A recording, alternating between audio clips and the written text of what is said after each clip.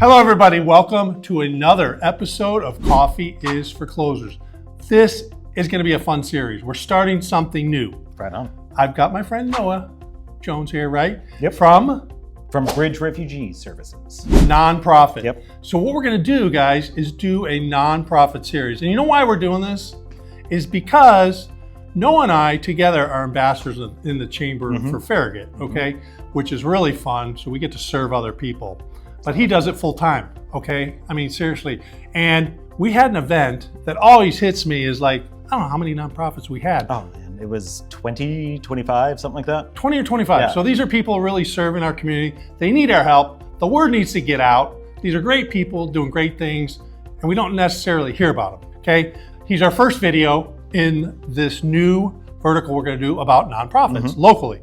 So I appreciate you joining us. Absolutely, man. Thank you. Thank you. So we like to start every video with just kind of a backdrop, like the backstory of how you got to this point. Share, please. I got into nonprofit development through theater, which is an absolutely ridiculous way to do it. But I got into nonprofit development because I am a theater major and I actually have a theater master's degree. And I ended up running a nonprofit theater for the Valley Arts Organization, Arts Council of the Valley in Harrisonburg, Virginia. Okay. Had 3 different platforms. It was visual arts, performing arts, and arts re-granting. Then COVID hit and shut down the world events. changed. Yeah, Boom, yeah. Shut down events, but Bridge Refugee Services wanted to grow, wanted to look bigger beyond what they were doing, get away more from just the government grant systems, get into private, foundational, individual, really cultivate that donor base, and that's what I do. So that's how I found in. Wow. Yeah. That's pretty cool, man. Yeah.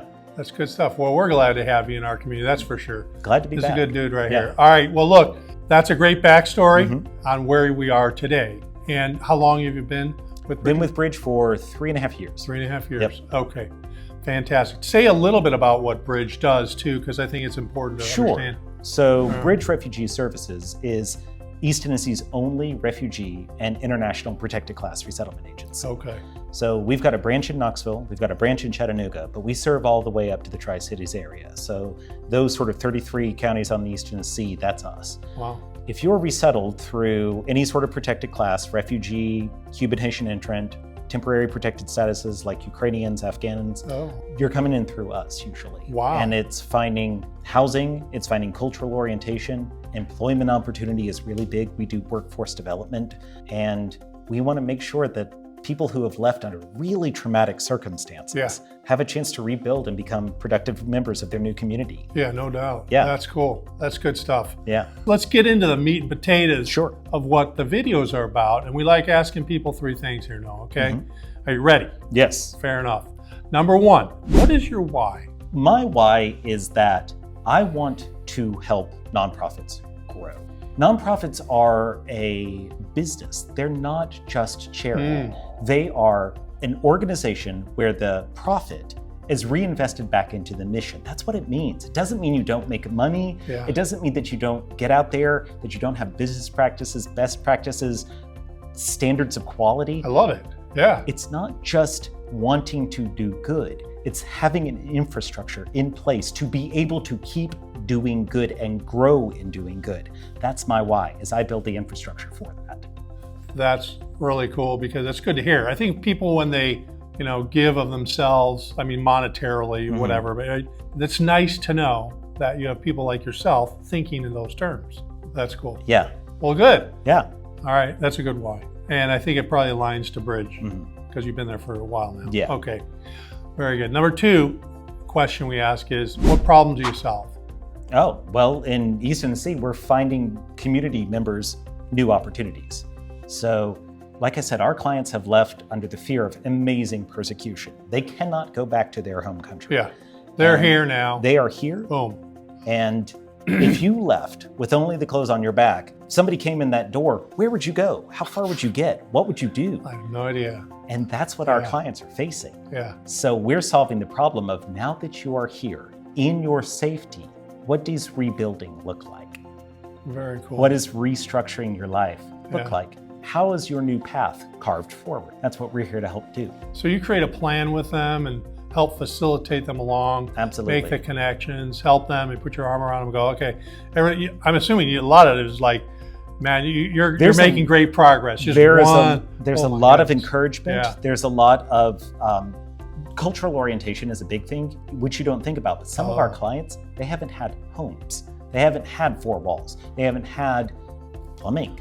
Yeah. So teaching them not only like, welcome to America and here is the banking and tax system, but this is what a thermostat is.